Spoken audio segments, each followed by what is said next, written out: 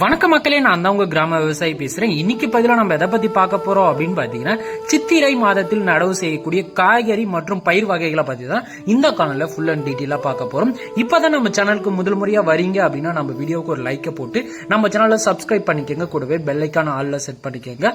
அது மட்டும் இல்லாம நம்ம வீடியோவை கடைசி வரைக்கும் ஸ்கிப் பண்ணாம பாருங்க. அப்பதான் நம்ம என்ன தகவல் சொல்ல வரன்றதே உங்களுக்கு தெளிவா புரியும். அது மட்டும் இல்லாம இந்த வீடியோவை உங்க விவசாய குரூப்ல ஷேர் பண்ணிட்டு காய்கறி சாகுபடி செய்யற விவசாயிகளுக்கும் இந்த வீடியோவை ஷேர் பண்ணிடுங்க. கூடவே லைக் பண்ணி சப்போர்ட் பண்ணுங்க. சோ இந்த வெயில் காலத்துல அதிக விவசாயிகள் பாத்தீங்கன்னா காய்கறி சாகுபடி செய்வாங்க. தினமும் லாபம் தரக்கூடிய பயிரா காய்கறி சாகுபடி பார்த்துட்டு இருக்கோங்க. சோ செடி வகை காய்கறிகளை நீங்க எந்த வகை காய்கறிகள் நடவு செய்யலாம் அப்படின்னு பாத்தீங்கன்னா, முதலாவதா பாத்தீங்கன்னா தக்காளி சாகுபடி செய்யலாம். வெயில் காலத்துல அதிகப்படியான தக்காளிகள் வைக்கும். மிளகாய் பாத்தீங்கன்னா காய் மிளகாய் நீங்க நடவு செய்யலாம். நிறைய விவசாயிகளுக்கு பாத்தீங்கன்னா லாபகரமான பயிர் அப்படின்னு பாத்தீங்கன்னா இந்த காய் மிளகாய் சாகுபடி. கத்திரிக்காய் சாகுபடின்றதையும் நீங்க சாகுபடி செய்யலாம்.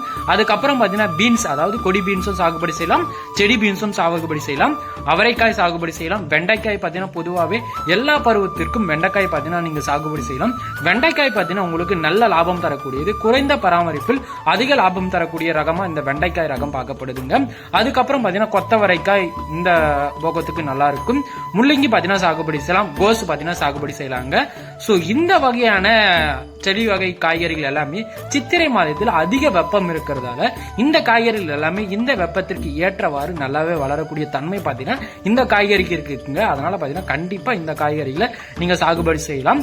சோ இதனோட நீர் மேலாண்மை மட்டும் நீங்க தினமும் பராமரிக்கணும். சோ அது பராமரிச்சாவே போதுமானது. பந்தல் வகை காய்கறிகள் அப்படின்னு பாத்தீங்கன்னா இந்த வகை காய்கறிகள் பந்தல் அமைத்து வளர்க்கக்கூடிய வேண்டிய காய்கறிகளா பார்க்கப்படுதுங்க. சோ முதலாவதா பாத்தீங்கன்னா பாகற்காய். சோ இது பாத்தீங்கன்னா பெரும்பாலும் பந்தல் இருந்தாதான் வேலைக்கு ஆகும். சோ அதனால பாத்தீங்கன்னா பந்தல் முறையில இந்த பாகற்காய் சாகுபடி செஞ்சீங்க அப்படின்னு பாத்தீங்கன்னா குறைஞ்சபட்சம் ஒரு 25 இருந்து ஒரு 40-50 ரூபாய் வரைக்குமே எதிர்பார்க்கலாம். அந்த அளவுக்கு பாத்தீங்கன்னா நல்ல விளைவிக்கக்கூடியதாக இந்த பாகற்காய் பார்க்கப்படுது.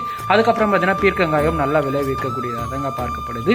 அதுக்கப்புறம் பாத்தீங்கன்னா சுரைக்காய் பாத்தீங்கன்னா ஆவரேஜா ஒரு 10 இருந்து ஒரு 20க்குள்ள விற்கும். அந்த அளவுக்கு பாத்தீங்கன்னா சுரைக்காயும் பாத்தீங்கன்னா நல்ல மகசூல் தரக்கூடிய, அது மட்டும் இல்லாம இந்த வெயிலுக்கு நிறைய ஈல்டு தரக்கூடியதா இந்த சுரைக்காய் சாகுபடி பார்க்கப்படுதுங்க. அதுக்கப்புறம் பாத்தீங்கன்னா புடலங்காயும் பாத்தீங்கன்னா ஒரு நல்ல டீசென்டான விலை விற்கக்கூடியது. ஒரு 20 இருந்து ஒரு 15க்குள்ள விற்கக்கூடிய ஒரு தன்மையா பாத்தீங்கன்னா சுரைக்காய் பார்க்கப்படுது. கோவக்காயும் நீங்க சாகுபடி செய்யலாம். நிறைய லாங் டேர்ம் கிராப்ல கோவக்காய் பாத்தீங்கன்னா நீங்க அதிக பயிரிடலாம். சோ நல்ல லாபம் தரக்கூடிய வகையான கோவக்காய் இது. சோ கீரை வகைகள் அப்படின்னு பாத்தீங்கன்னா சித்திரை மாதத்துல பாத்தீங்கன்னா கீரை வகைகள் பாத்தீங்கன்னா பெரும்பாலும் பாத்தீங்கன்னா நிறைய பகுதிகளில் பாத்தீங்கன்னா விதைச்சு விற்பாங்க. சோ இது பாத்தீங்கன்னா குறைந்த நாட்களில், அதாவது 15 இருந்து ஒரு 20 நாட்கள்ல நல்ல லாபம் தரக்கூடிய பயிரா அப்படின்னு பாத்தீங்கன்னா கீரை வகை பயிர்கள் பாத்தீங்கன்னா பார்க்கப்படுதுங்க. சோ இதுல எந்த வகையான கீரைகள்லாம் நீங்க விதைக்கலாம் அப்படின்னு பாத்தீங்கன்னா அரைக்கீரை, பொன்னாங்கண்ணி கீரை, சிறுகீரை, பருப்பு கீரை, புதினா கீரை, புளிச்சக்கீரை, கொத்தமல்லி, இது எல்லாமே நீங்க விதைச்சு எடுத்து சாகுபடி செய்யலாம். தினசரி நீர் மேலாண்மை இதுக்கு பாத்தீங்கன்னா ரொம்பவே அவசியம்.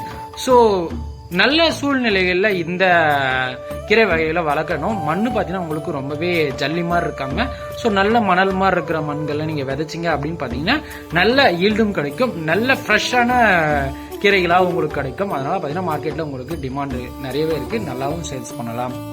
அது மட்டும் இல்லாம இந்த வெயிலுக்கு மற்ற வகை பயிர்களை நீங்க எதெல்லாம் சாகுபடி செய்யலாம் அப்படின்னு பாத்தீங்கன்னா வேர்க்கடலை சாகுபடி செய்யலாம், மக்காச்சோளம் சாகுபடி செய்யலாம், சோளம் சாகுபடி செய்யலாம், கரும்பு சாகுபடி செய்யலாம், உளுந்து சாகுபடி செய்யலாம், வாழை சாகுபடி செய்யலாம், நெல் சாகுபடி செய்யலாம். சோ இதற்கான எல்லாமே நீங்க சாகுபடி செய்யலாங்க. சோ இதுல உங்களுக்கு முழுமையான தகவல் இதை பத்தி வேணும் அப்படின்னா கண்டிப்பா கமெண்ட் செக்ஷன்ல நீங்க காய்கறிகளாக இருக்கட்டும் இல்ல கீரைகளாக இருக்கட்டும் இந்த பயிர் வகைகளாக இருக்கட்டும் ஏதாச்சும் ஒன்ன பத்தி நீங்க முழுமையா தகவல் தெரிஞ்சுக்கணும் அப்படின்னு பாத்தீங்கன்னா கமெண்ட் செக்ஷன்ல கேளுங்க. கண்டிப்பா உங்களுக்கு அதற்கான டாப் டு பாட்டம் உங்களுக்கு நான் வீடியோவை பதிவிடுவேன்.